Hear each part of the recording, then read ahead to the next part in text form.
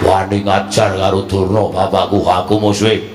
Mula sinuwun Darawati tak aturi supaya bloko wae. Timbangane kok kriwikan dadi grojokan keguyon dadi tangisan. Dadi gegeran negara Ngamartaya. Kowe bloko gandhek malih waktu saniki papane menyang endi? Matane.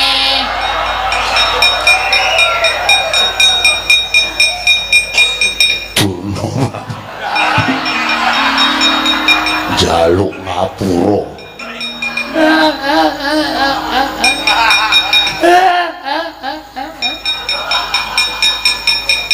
Aku mencolot ora ngerti nek nibani kowe. Jaluk ngapura. Ora apa-apa. Kaya disetung gegerku. Wah, iya.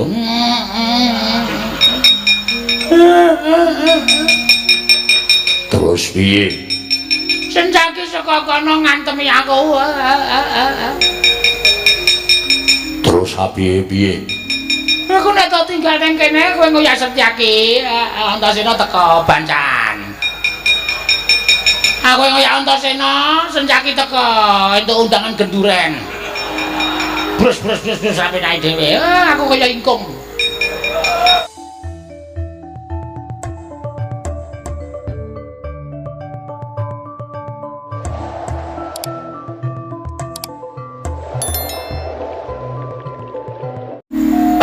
Astaka swala sila berdobo. Suwaru gembol sumerante apa lho. Lha nuwun inggih, Ger. Sampun kula tampi sumpah seganipun anak Prabu Ngamarta akarya bombong raos manahipun ing bapa ping 5. Namung kemareng kula ngaturaken pudya pangastawanipun ing bapa kunjung kersa paduka anak Prabu Ngamarta, Ger. Kula pun dicundhaka panglingga murda amawahana kabagyaning gesang kula bapa Pramban. Bapa Pramban Durna katuran karaharjan rawuhipun Bapa Pramban. Oh, gandhok bleguduk. Anak Prabu Sri Bathara Kresna. Tansah pinanganing kawidadaning sambi kula sawanipun ing bapa wonten negari Ngamarta, Nger. Ampun kepareng kula ngaturaken salam taklim kula. Ngersanipun paduka anak Prabu Darawati. Kula tampi karya bombong raos sing manah mboten langkung kasekecak nganggen jenengan dika lenggah. Kula sampun boten kirang prayogi, Nger. Aku ngaturake sembahku katuro Durna bapakku. Anak anu nganindita. Bocah mursid isa miku dur mendem jero karo wong tuwa aja mung kandhek ning pangucap nanging kababaro dadi pakarti. Werkudara Bratasena. Tak tampa kowe ngaturake bekti karo ora liwat pangestune bapak tampanan ndak gegem dadekake jimat. Prayoga nunggun melenggang. Telung dina kepungkur kowe tak wenehi banyu suci Perwitasari. Apa wis tak gunake? Yo wis. Merga kuwi kawruh kasampurnan kawruh panunggal.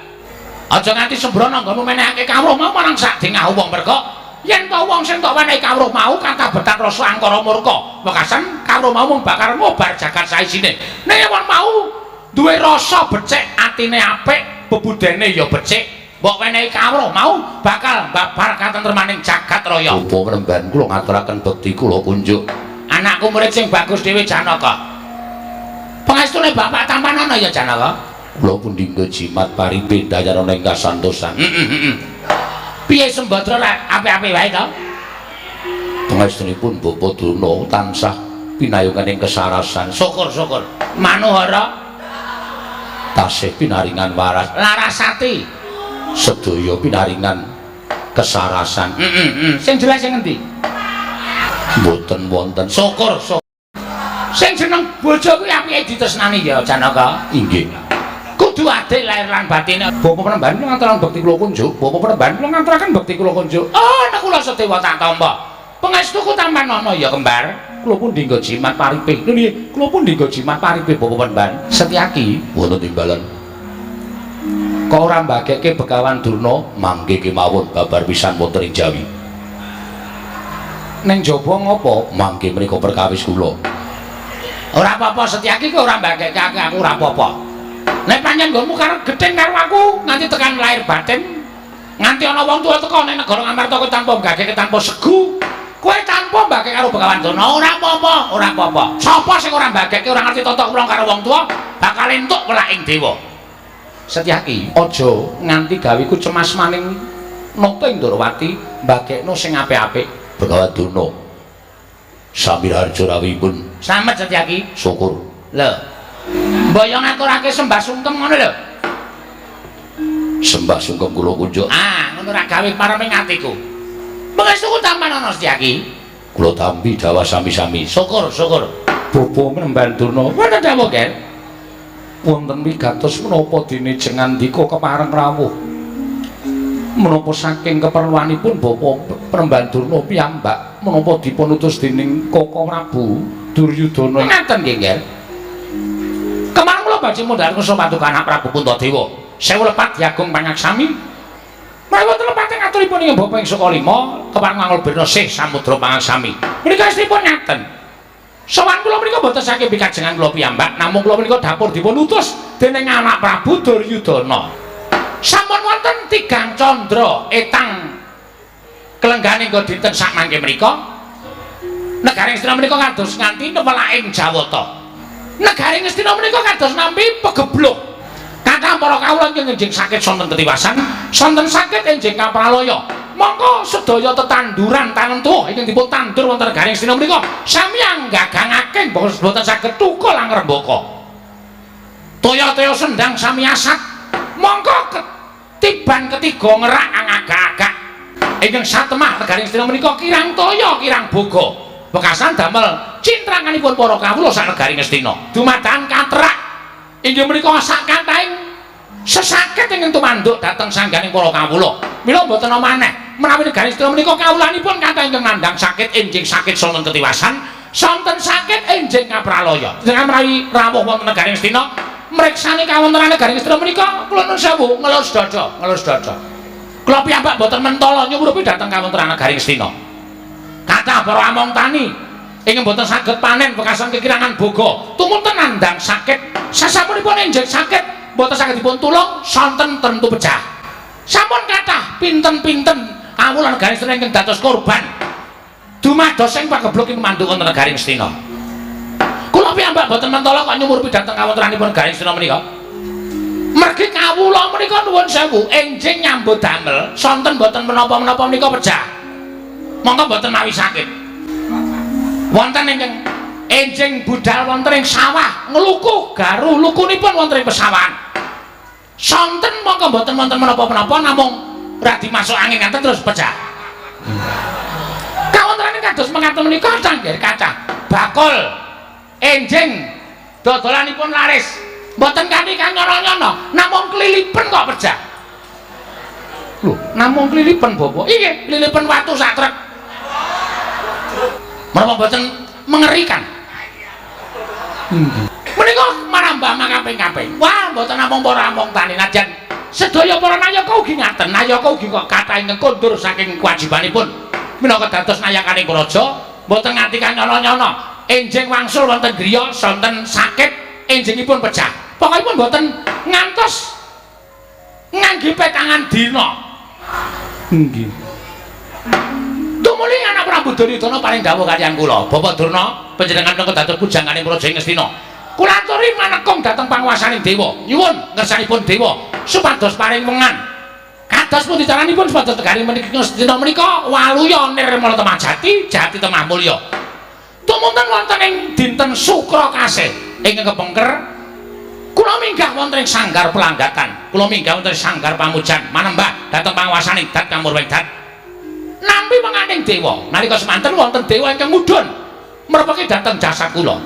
Tuwin paring dawuh, "Ong ilahing Begawan Durna, negara Ngastina isa waluya nirmala temah jati, jati temah mulya, yen to kudu disranani wujude ya kowe ingkang winastan Gandhik Malela Watu Cani." Tumunten kula jugar saking tapa. Pungon-pungon amargi kula piyambak boten mangertos wonten pundi dunungipun Gandhik Malela Watu Cani. Kathah rencang-rencang Brahmana Pendhita Resi ingkang kula suwuni priksa wonten pundi dunungipun Gandhik Malela Watu Cani menika kala wau. Ewadene sami boten mangertos, bingung raos ing manah kula. Tumunten kula emut bila kula menika nggadahi putra siswa inggih menika para Pandhawa. Boten tok pendhawanipun. Nanging Pandhawa menika sinanding dening setunggiling Nalendra ingkang panci lantip panggraitane turta pinter dasare titis dewa. Mboten saged kejawi namung sinuwun Prabu Dwarawati. Iki mau janjane kula mboten bidhal saking Pertapan Sukalima, nanging kula bidhal saking negari Dwarawati awit saking Pertapan Sukalima kula jumujuk wonten ing negari Dwarawati. Dumugi Dwarawati lah kok suwung. Mboten wonten nata Dwarawati ngendikanipun bidhal utawi sowan dhateng negari Ngamarta. Tumuli kula bidhal dhateng negari Ngamarta. Oh, syukur-syukur, Ger. Wonten mriki pinanggihan Sinum Prabu Dwarawati. Samangke kula badhe wonten perlu wonten sukaliyane menggali paduka anak Prabu maringa wekdal sawetawis. Anggen kula badhe sampe jakong lan nata ing Dwarawati. Inggih menika anak Prabu Sri Bathara Kresna. Bapa Penemban Durna mboten betah kaliyan para Pandhawa.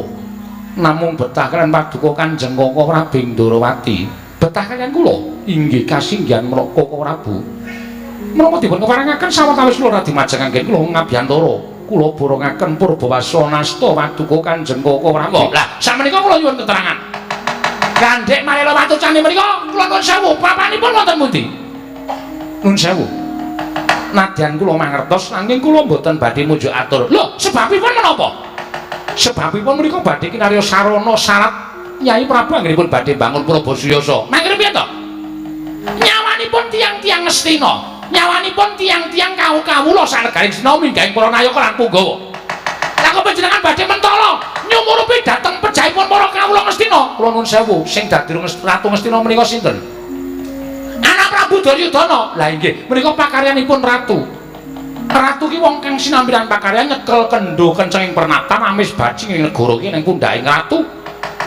Ratu ki wong kang sinambiran pakaryan gawe tentrem sampun dipun paringi sasmita Kurawa kedah ngupadi wonten pundi Gandhik Malela Watucani.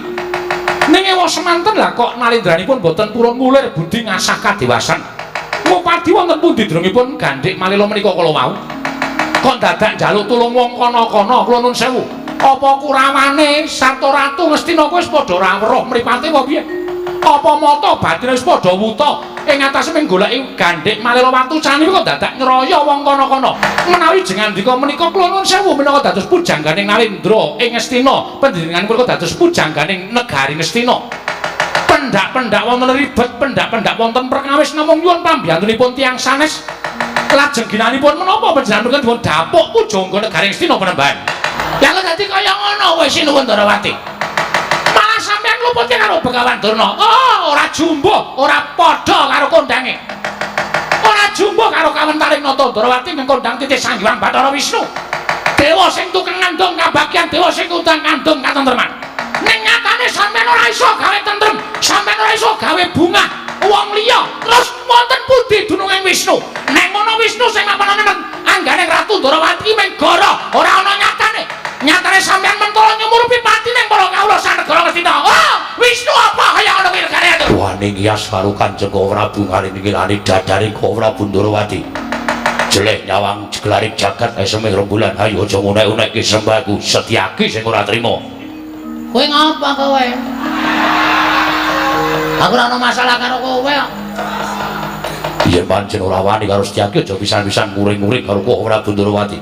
Yen nganti kowe wani nyamah asmane Prabu Dwarawati aku sing ora trima. Wah, bungke. Ora nyawang iki sapa? Iki guruku. Iki tak anggap bapakku. Kowe wani ngunek-unekke Durna bapakku. Aja mungsuh Durna, mungsuhe aku. Mungsuh sapa-sapa aku ora wedi. Putar kowe ayo. Oh. Pinter Werkudara pancen wasis tenan. Mula nek aku dunaunake Setyaki kowe ora trima. Bagus kaya ngono kuwi, Nggir. Sing jeneng wong tuwa iso mikul dhuwur mendem jero karo wong tuwa kaya ngono kuwi. Nek nganti aku diajar karo Setyaki, nganti aku diwaneni karo Setyaki, kowe kudune ora trima. Aja kuwatir. Setyaki melu maring anu karo kowe, wani ngunek-unekke karo kowe, gedene ngajar karo Durna. Wis beda perkarane. Lho, Werkudara. Oh. Kowe kok ngono iki labi sapa? Labi Durna bapakku. Iki guruku, iki bapakku. Sapa sing nama asmane guruku? Aku sing ora trima. Setyaki iki adikku. Iki Senopati Dwarawati. Lah sapa sing arep wani karo Setyaki? Arep mulasara karo Setyaki? Mungsuhe Kresna. Oh. Saiki mengkari piye? Lho. Lho kok Sinuwun Prabu Dwarawati melu-melu perkara iki kepiye? Sing melu-melu ning sanes kula ning Werkudara wong maune meneng wae ora ana apa-apa bareng Durna diunek-unekke kok. Diunek-unekke Setyaki menika wis sampun satrepipun wong sampeyan ora ngerti tata krama ngunek-unekke karo Ratu Ndarawati. Kula menika ala-ala ratu lho. Ora dicamah jenenge sapenake dhewe. Ngrungokke ora goboke, gobok kuwi ngrungono. Werkudara kaya ngrungokke. Wis jelas. Kayang nek carane kaya ngene iki Werkudara musuh Kresna, aku diajar Setyaki. Kok tetep rasa terus aku. Wah, wani ngajar karo Durna bapakku aku musuhe. Mula Sinuwun Ndarawati tak aturi supaya bloko wae. Timbangane kok kriwikan dadi grojokan keguyon dadi tangisan. Dadi gegeran negara Ngamartaya. Kowe bloko gandhek malih waktu jan iki pampane menyang endi? Yen ora gelem bloko aja nglakon dosa wae. Aku nglakon ngamuk mungkul negara Ngamartaya. Ayo didunke. Wah, wani jotos Durna bapakku, wani wae. Wah, batik Werkudara. Ayo didunke. Setyaki ora mbok dunke, aku ora urusan perkara Prabayusuyasa, ora urusan perkara Prabayaksa. Arep iso mbangun ya sakarmu, ora ya sakarmu. Ayo didunke. Werkudara. Setyaki, lara ora? Mboten. Ya wis.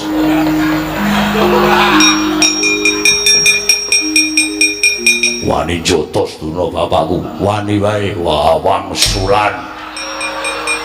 Werkudara iki nang kraton lho. Werkudara mbok ora cengkiling. Ayo lungguh.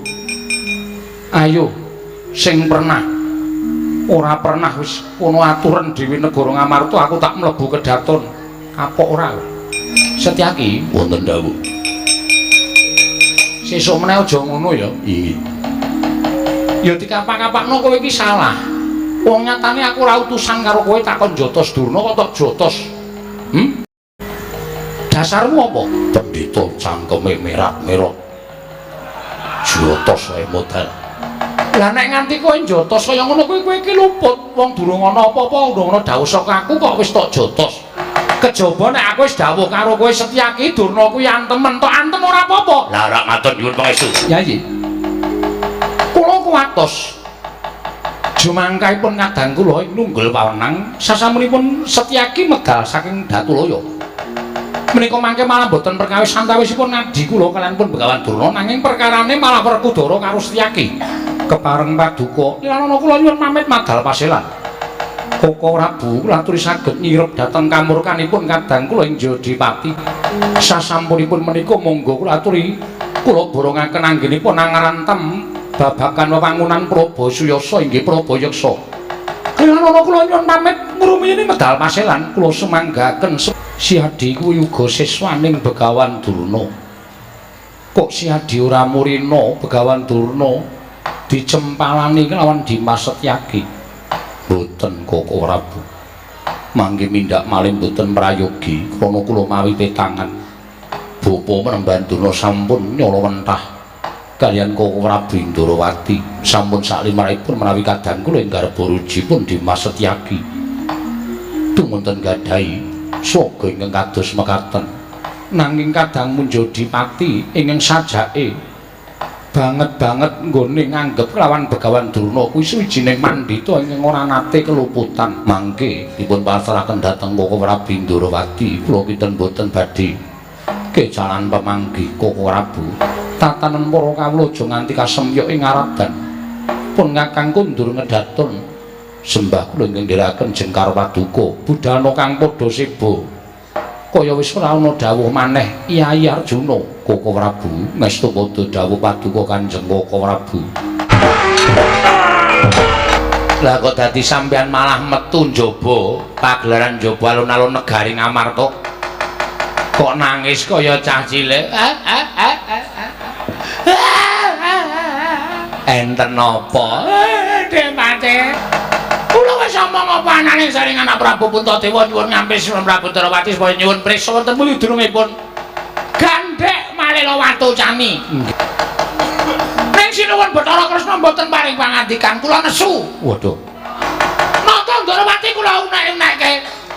Bareng Sinuwun Ndarawati kula unek-unekke sing ngadu arep kali kula dudu Nata Ndarawati. Sinten? Setyaki. Ning gedhe ati kula merga diwangi karo Werkudara. Tumuli kula teruske nggone ngunek-uneki karo Sinuwandrawati. Oh, lah kok ora ngerti sangkan paning bilai. Brus. Senjaki jotos kula. Kula kontal nganti tekan jaban pendopo negara ing Amarta. Krekel. Ajeng tangi tubruk senjaki diajar. Kurawa diketake. Barengipun Setyaki dadi palang, Setyaki dundurke. Kula ping madu arep karo Natandrawati. Aja kula suni preso. Tong pun digandeng Malela Watusani. Oh nggih. Kudu menang Kurawa. Lho kok kudu menang pripun? Pun pokoke diketake Dipati. Nggih, ngestoke dawuh. Aku ngerti yen kowe bakal milani karo Begawan Durnayu. Kurawa aja maju ijen krubuta legane atiku. Wah, kemewat ucapmu keperat. Aku ijen wae bakal keduga bondo karo kowe. Sing dadi nyatane kene marakaning patimu Tulkaca. Siwa Surtayu. Aja gawe geger negara Kamarta. Aku kut jagate negara Kamarta. Mati. Wah. Biar. Turjo. Wah, mati kowe. Kowe mau maju mempeng sing tok goleki sapa? Cencaki. Ketemune gendrone. Perang ki rasa milih-milih mungsuh. Weh, aku ya milih. Aku cok lah cocok. Kalau mungsuhku aku ya milih no. Maca aku muncul Antaséna jelas kalah, yakin cumpah. Arep kalah nek wong wani maju perang kudu wani ndadaki perkara. Yo kowe apa aku sing tekaning pati. Begawan Durna arep gawe geger negara Ngamarta. Anak-anak Pandhawa sing ora trima wadi. Bali ora? Nek aku bali, nek aku. Ning kula liyane ora bali, maca aku bali dhewe. Terus ya pelang lah kita dilo-dilo. Mungsuhe aku lawani. Terus sing tok karepe musuh sapa? Liyane kowe. Ya. Iki caya abot. Liyane Gatotkaca lah. Liyane Gatotkaca karo Antaséna aku yakin cuma nek kemluk Purkaca Troloku Gatotkaca aku gak yakin.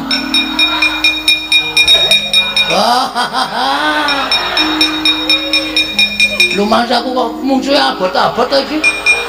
Pak dikersanipun mengsah sinten? Nek ana cek wedok. Oh. Wah. Piye? Kelemon. Aku lha pate seneng karo cen lemu-lemu. Ngewohke kok sampean yo wis aku wae rasa dadak golek solo. Tibantangan jeblok silamu. Nyo tibano. Aku kena tangane Pak Dewu Durmagati nggletak meguru karo kowe 20 taun. Wah, aja combong. Aja umuk. Wong kibil ngapa? Wong libil, kibil. Wong kibil bakal kejungkil sing dadi nyatane pecah dadamu. Nyo. Wis jan. Sing seru iki wis celo. Ora krasa sing kudu menungso iki jakulmu. Ume diantem iki caula-ulane kowe gletak. Lah kok kowe ora apa-apa dijotos padene ketoke ngino banget karo aku. Kene aku tok kon males tak antem pisan kowe modar lho. Jajal po. Kiwa semaput.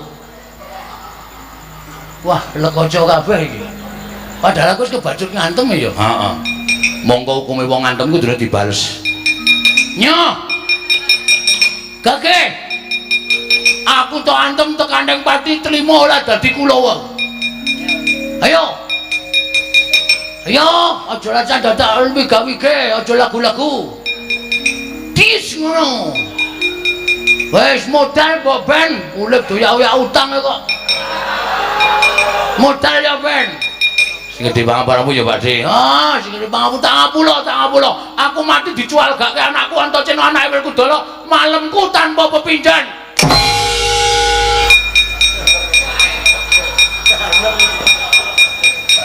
Mula dadi wong ora sok gleleng.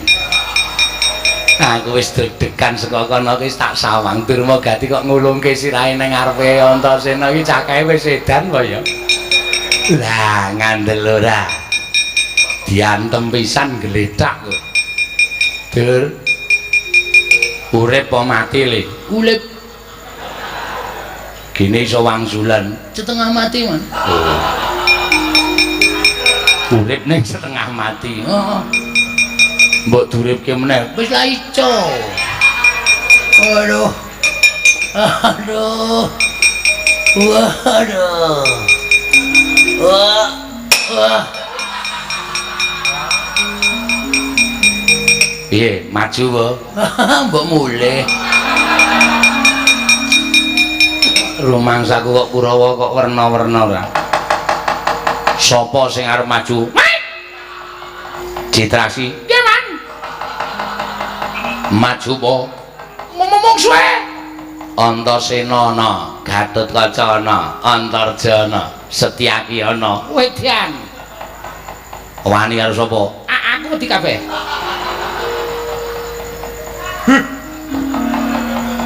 Aku nek ngerti Kurawa kok jengkel rasaku. Ora ketang sedhela maju le, nggo netepi kewajiban. Kuku. Kuku ora terus menggaman. Amo susu Suramrata, Jayamrata imbang yen padha-padha. Nenek Kartomarma Surtayu. Satama Durmagati kalah karo anak-anak Pandhawa ning iki aja dipapandang sebelah mata. Mang tonton, Man. Antasena Gatotkaca Antarja Setyaki telung kedheping paningal sisirahe ora tak jangken teng ngarepe sampean. Trima kukut jejeg jagat kula.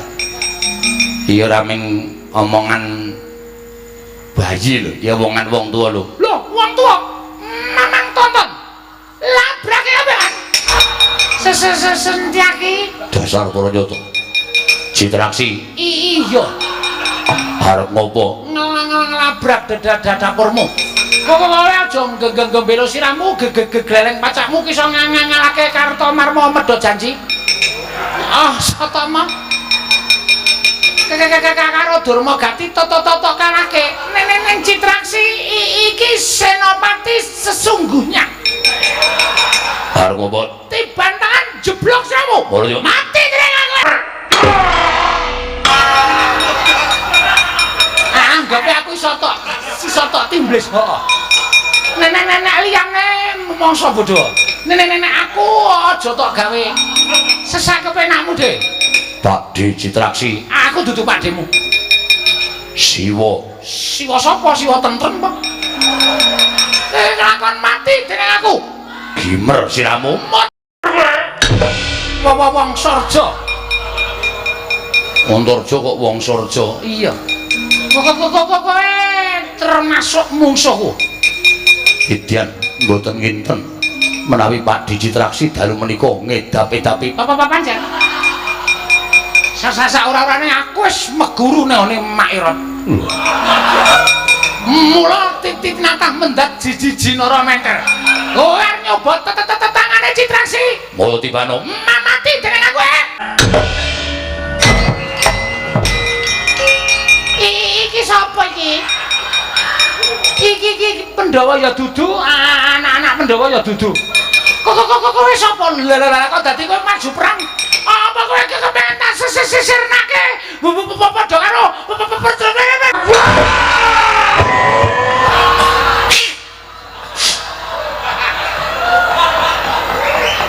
Gosek ta. Wong maju perang kok sliliden. Kan. Hah? Malah guyu. Piye, Jadi? Sampeyan weruh tandang kula. Setyaki kula tantang dheweke pucet kula juyotos. Kula tendang. Kula joget sampeyan weruh. Weruh, aku ya gumun kowe saploke nang Mak Erot kok glelengmu ora jamak-jamak. Kekuatan, Man. Ha iya. Bar kuwi babar niku Gatotkaca. Le kowe rasa melu-melu kowe bayi wingi sore. Pakde kula tri mundur dengkulku meloncat. Yes. Gatotkaca lotonyo ambruk. Oh. Sing ketiga. Heeh. Anake werku drose mbarep niku sapa jenenge? Antarja. Nah, Antarja metu saka bumi jedul. Arep ngopo le melu antem dasmu, Des. Cacacacacan rambutnya tendang dia kontal. Yo. Ilang ngentosino kono wong wedok lumu banget. Mendelik matane. Kowe sapa kowe? Kowe dudu Kurawa, kowe dudu Pandhawa, kowe dudu anak-anak Pandhawa. Lah kok kowe maju perang. Kuku kula rung ngomong wis didupak dada kula cies.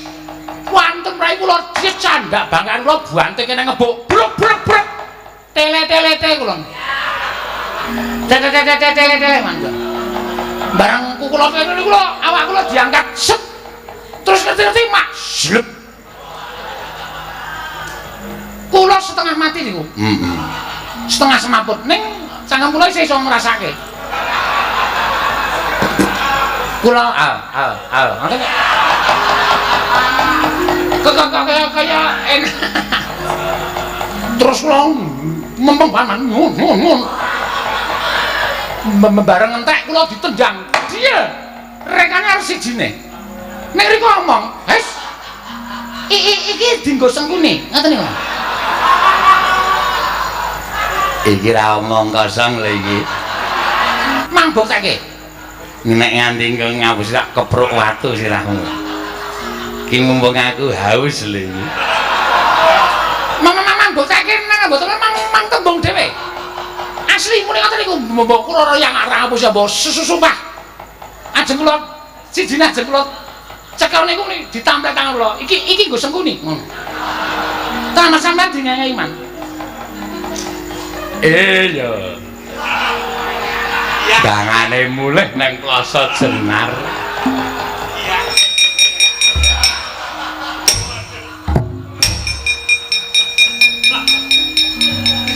Ngopo?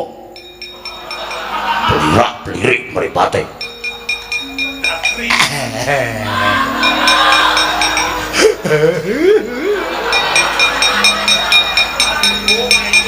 Ngopo? Arep genahke opo? Isin aku.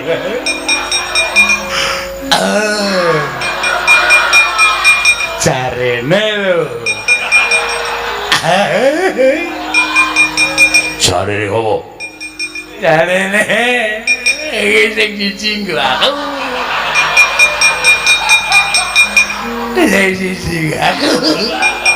Apakah betul?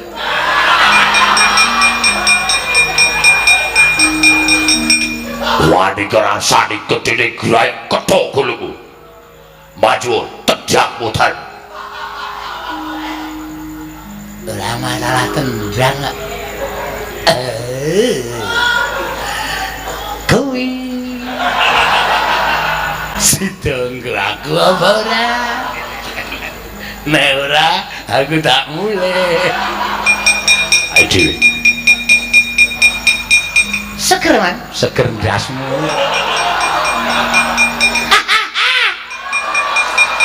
Oh, cebleng ya. Ngapusi wong gerang Kakang Penemban Durna. Oh, Setyaki ora pisan ora pindho kowe dak sia karo Begawan Durna. Kowe gawe cintrangane Begawan Durna. Sagedakan iki kowe iso nampani Kyai Cundha Manik aku meguru karo kowe Setyaki barang.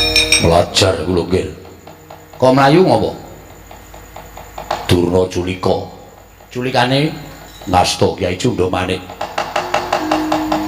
Monggo menika pusaka digdaya, menika pusaka ngedap-edapi. Terus kula ajri. Ngene wae. Aku tak takon karo kowe jujur ya, Lik. Iya. Jane sing tok ajab iki ngopo to? Jane nek ora sang nganggo ngajar Durna iki jane ora apa-apa. Ning kula menika gedeng nggih. Kula menika ndek pekareman ketemu Durna kudu njejeki raine. Dereng marem menawi dereng jiwatosi raine Begawan Durna. Ngene wae. Cundha Manik kae engko tak rebute, aku tak mlebu njero bumi.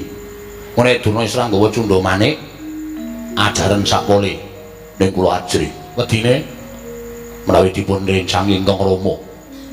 Bapak Werkudara apa? Iya. Mengko digawe srana bapak menjeleh le nglabuhi Durna. Carane pokoke manut aku. Oh iki wis tak kandhawuh. Kowe ngadeg nang kene aku tak ambes bumi nek durung tekan aku tak nang burine Begawan Durna, Cundha Manik tak jepuke kolonen. Oh iki. Estu lho nggih. Tenan rasa kuwatir. Ngaku aku didaya sekti kalintang jayaning merat. Ngaku aku ambil tanding boboting yuda niku ora bakal menang karo Begawan Durna. Apa kira-kira kuat nadhahi Kyai Cundamanik? Oh, Sencaki aja gembira sirahmu gleleng pacakmu Gusti Setyaki. Kyai Cundamanik iki tamake gunung jugruk segara asat. Nek mengko andamu wis bakal tekaning pati. Ora bakal aku mundur jangka. Lho, kowe wani nadhahi Kyai Cundamanik? Sing tawedene apamu? Babuk. Lakon cocok Kyai Cundamanik ora tinjung akhirat. Aja tundang Begawan Durna. Iki mergat. Nanti Antasena sing Werkudara.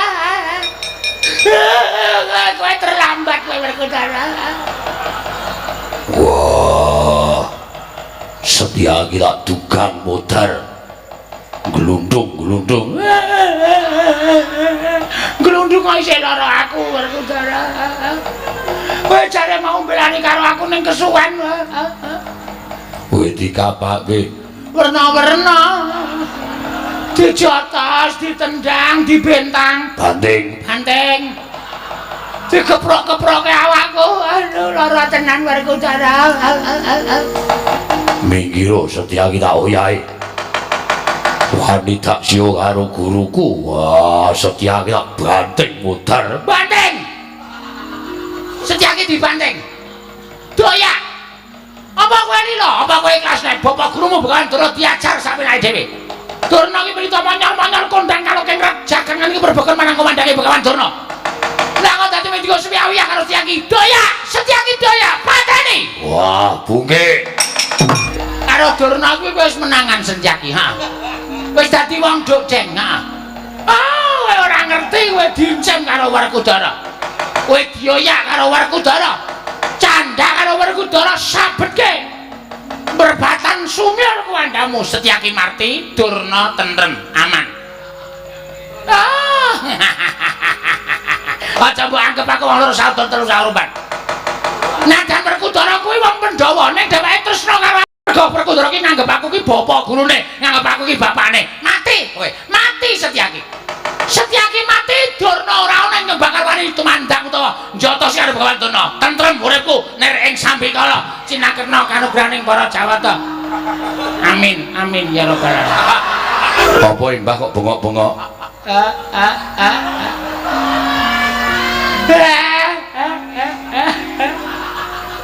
Ora ngopo-ngopo kok nangis. Mesti arep jotosi aku ta kowe. Ala. Keterakekmu tok walik kabeh. Njotosi iki mengkari perkarane kok. Kowe mau kok ngrasani Majelis Setyaki dipateni bapak iki perkarane apa? Setyaki nglabrak aku. Terus bapakmu ngewangi aku. Terus bapakmu tak kongkon Werkudara Setyaki pateni. Setyaki doyak karo Werkudara. Apa ora seneng atine mbahmu? Nek Majelis Setyaki mati aku ora trima. Nek ora trima terus? Aku njotosi wong sing dadi tok sumbering perkara nganti dadi jalaran Majelis Setyaki tekaning pati. Maksud lu? Aku? Sampeyan ki pendhita. Kok dadi sampeyan ora golek dalan sing padhang ning malah sampeyan bujuki bapak supaya njotosi Majelis Setyaki gedene materi Majelis Setyaki. Nek nganti bapak materi Majelis Setyaki Siwa Ndwarawati ora trima kengko kriwikan dadi grojokan geguyut dadi tangisan. Kabeh mau sumberi saka sapa? Antasena ora maju-maju. Ku takon karo kowe sumberi sapa? Antasena. Sumberi sapa? Malah nangis. Sesuk menaki kulino belajar bahasa Inggris.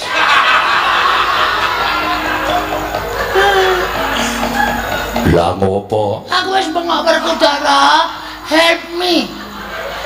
Kuwi artinya Werkudara, tolonglah aku.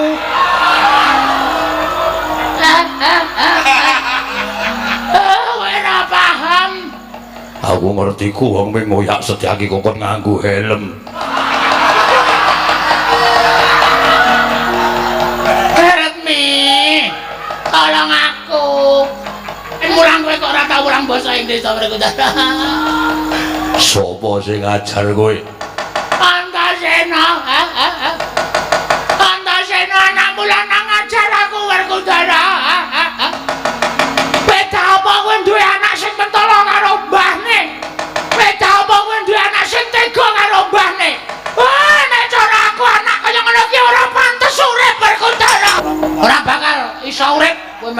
tekaning pati. Mati kuwi Antasena. Mesti kowe bakal tekaning pati. Ah, ayo sambata kowe legane atiku. Antasena mati, Setyaki mati. Nek perlu Gatotkaca Antarja gawe pateni karo Werkudara.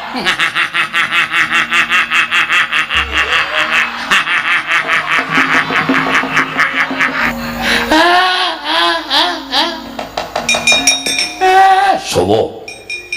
Ora ngaku tak kepruk raimu.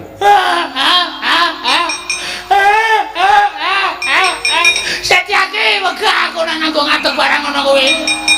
Mbok tengok-tengok sing apik wae jagongan kok nganggo ngadeg barang. Setyaki. Tangane kok gegem barang kuwi ya. Werkudara. Matane.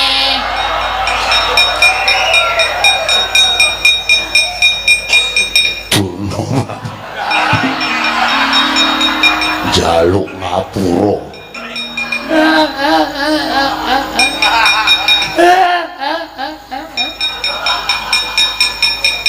Aku mencolot ora ngerti nek nibani kowe. Jaluk ngapura. Ora apa-apa. Kaya disetung gegerku. Wah, iya.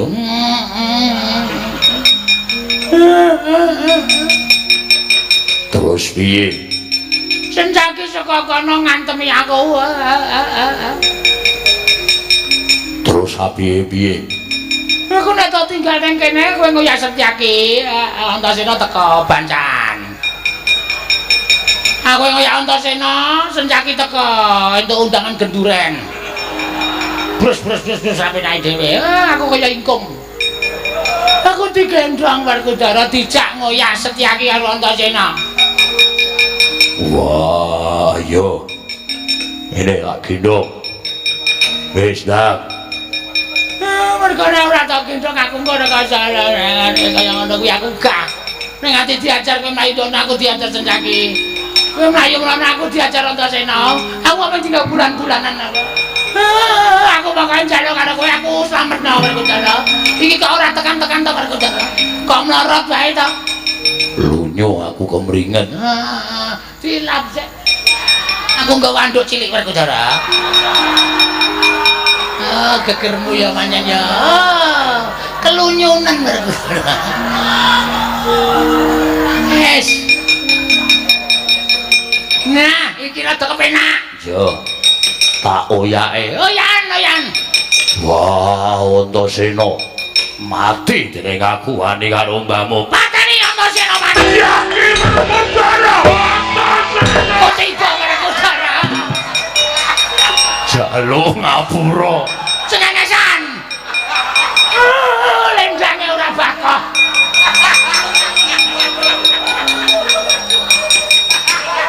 Ora ngoso to.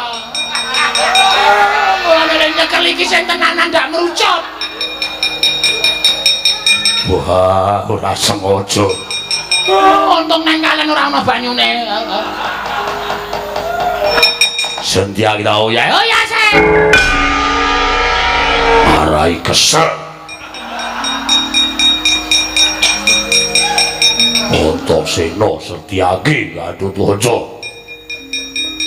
Modal luweh. Kapok kowe. Bapak ini wis nesu ngono kae. Buanting bet mudar luweh. Keseron ora bapak mau ling banting nek mati tenan.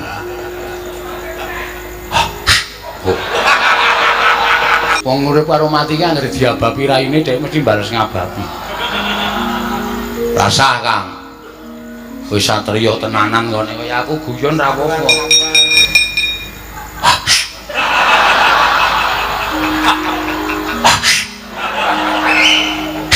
Lho.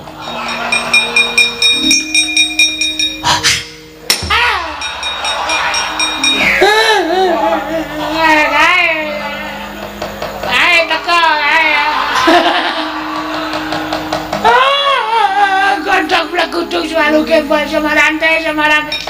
Pripun Kakang Dono? Mundur Demak.